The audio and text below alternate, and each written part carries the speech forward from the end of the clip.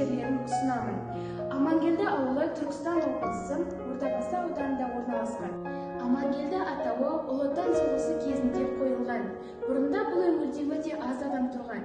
Кейіннен көп адам болғандықтан еңбекші 2 деген атау берген. Соғыс кезінде осы ауылдың 300 азаматы соғысқа аттанған. Солар аман келсін деп, аңдап Амангелді деп қойған.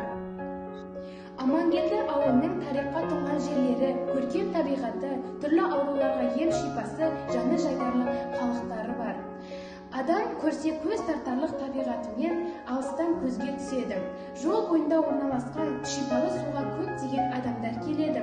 Және де сонымен қатар тарихтан сыр шертетін жерлеріміз де, яғни тарихи орындарымыз да бар. Соларды атап кетсек, Бескемпір, Қарауыл төбе, Әулие тот, Ши әулие тағы да басқа тарихи орындар бар. Солтүстікте Арыс өзені орналасқан, оң жағында арық бар. Амангелді шипалы суы 1985 жылы Сайрам геологиялық басшысы Ақымбеков Рахымберді геологтың басшылығымен қазып шығарған. Шипалы су 1600 метр тереңдікте шығарған. Бір тарихи орын.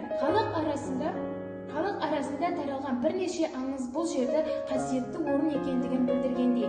Бір аңыздарда Бескемпір әулие мүрделері сол жерге көмілген деседі. Ашаршылық жылдары олар қайтыс болғанда осы жерге Бескемпірді жерлеген бе. Ордабасы ауданында бірнеше Қарауыл төбе орналасқан. Қарауыл төбе ол ерте заманда жоңға шапқыншылығы кезінде бір-біріне өртпен от арқылы Әулие тот ежелден бері келе жатқан тарихи орындардың бірі. Ертеде анасы, әкесі қызы өмір сүрген. Әкесі отбасына отын алып келу үшін сыртқа шығып отын іздейді, бірақ ешқандай ағаш таппайды.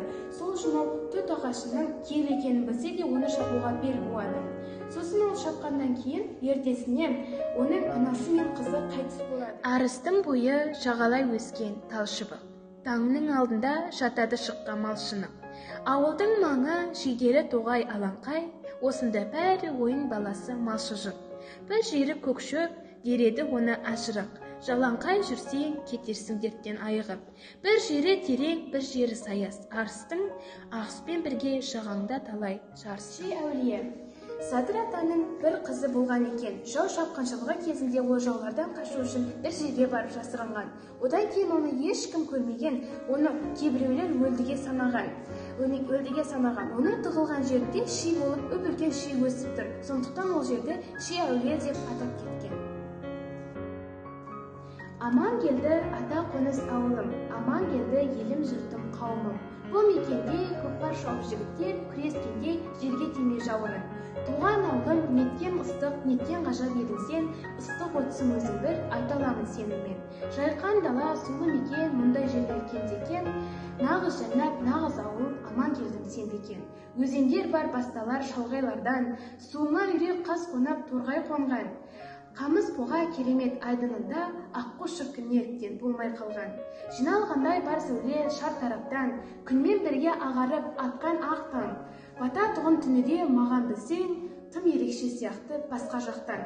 Басқаның сұлу көрінбесе де көзіне, әр қашанда артық өзімнің жерім өзіме. Қырлары мен еркелеп аққан сулары ұқсайды менің баласы сәби кезіме.